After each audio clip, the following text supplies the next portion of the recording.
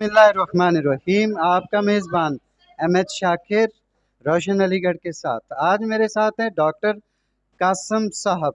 ये वो कासम साहब नहीं है, वो कासम अली शाह हैं जो मोटिवेशनल लेक्चरर हैं।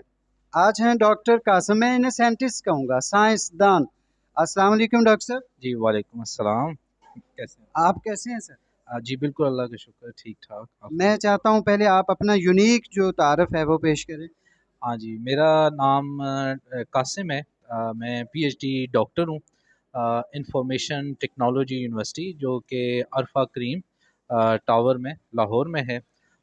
मेरी PhD national university of Singapore से है और हम एक बड़ी एक्टिव और वाइब्रेंट रिसर्च लैब जो कि माइक्रो नैनो लैब है उसको चलाते हैं अपने आईटीयू में और मैं इलेक्ट्रिकल इंजीनियरिंग डिपार्टमेंट में हेड ऑफ डिपार्टमेंट हूँ और मैंने 2016 से आईटीयू में ज्वाइन किया। इससे पहले मैं सिंगापुर में पीएचडी कर रहा था। सर, आज का ये जो आपने सेशन रखा है, इससे बच्चों को क्या मैसेज आप कन्वे करना चाहते हैं?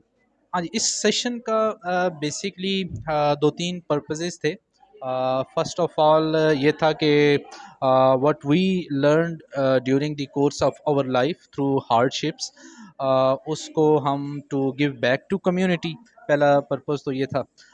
दूसरा ये है कि साइंस अवेयरनेस और प्रमोशन ऑफ साइंस ताकि बच्चों को एक जो टिपिकल वे में most of the times science को पोर्ट्रे कर दिया जाता है जिसमें इंटरेस्ट डेवलप होने की बजाय थोड़ी सी रंजिश पैदा हो जाती है साइंस के साथ।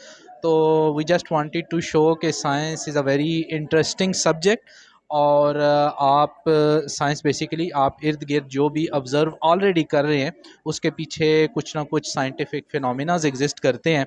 वो ना तो कोई मैजिक है ना कोई काला जादू है बल्कि एक बड़ी इंटरेस्टिंग उसके पीछे फिज़िक्स और साइंस इन्वॉल्व है।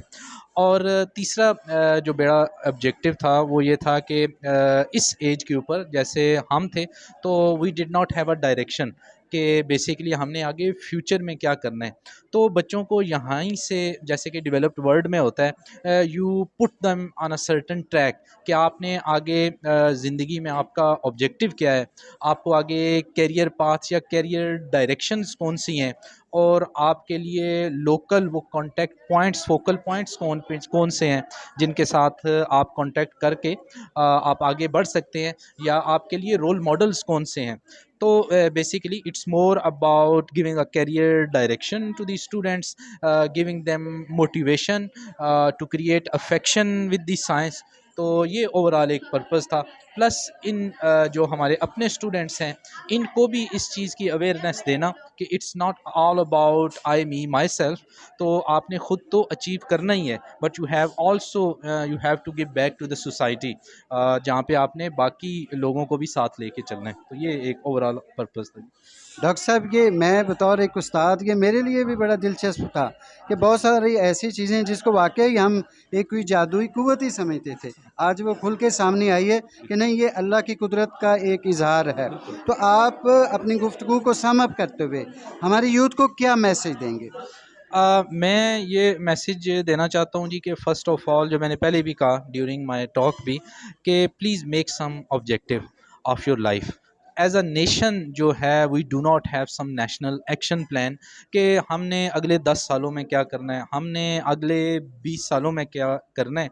तो we are totally unorganized number one. तो सबसे पहले तो ये है कि we have to organize ourselves और हमारा कोई लाइफ का ऑब्जेक्टिव हो और उस ऑब्जेक्टिव को अचीव करने के लिए we have to put real hard work.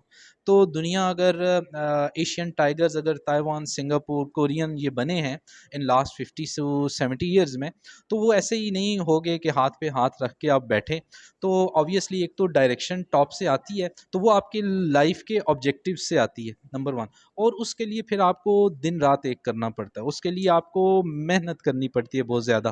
तो यूथ के लिए और थर्ड जो बड़ी चीज़ है वो है belief. Obviously you have to trust on Allah सुब्हानहू ताला, और उसके बाद you have to have a self believe that we can do, हम किसी से कम नहीं है, वी कैन डू इट। मैंने आपको जैसे एग्जांपल दी कि I came from a very unprivileged village, और वहाँ से हम उठ के, तो if you can conquer the world and you can be top notch awardee from international agencies, और आप ये सारा कुछ कर सकते हैं, तो जो किसी अच्छे सेटअप से है तो वो तो लाजमी इस चीज़ को अचीव कर सकता है। तो डायरेक्शन का होना, उसके लिए हार्ड वर्क का होना, और self believe that we can do it, और वो जो है ना कि डिटर्मिनेशन, ये चीज़ का होना बहुत ज़रूरी है।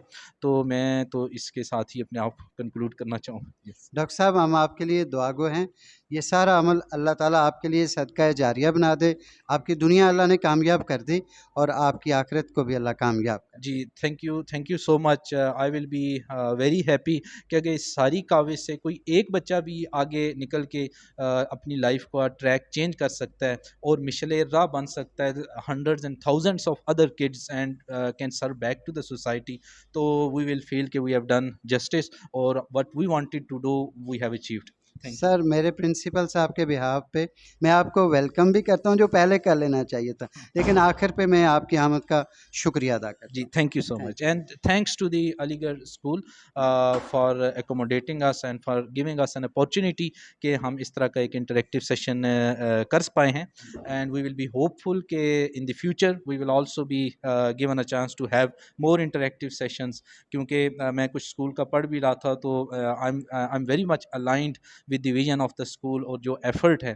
तो we will be very happy to work in future as well in a close sir, collaboration. Doctor साहब, मैं एक बात करना चाहता हूँ। आपकी इस एफर्ट में हमने अलीगढ़ ने भी एक हिस्सा डाला है। हमारी एक बड़ी होनहार तालिबा थी, रमना। अब मैं अगर उसे डॉक्टर रमना कहूँ तो ये वक्त से पहले तो थोड़ा सा है, लेकिन दूर नहीं है। तो आपकी इजाज़त हो तो मैं उनसे भी बात कर लूँ?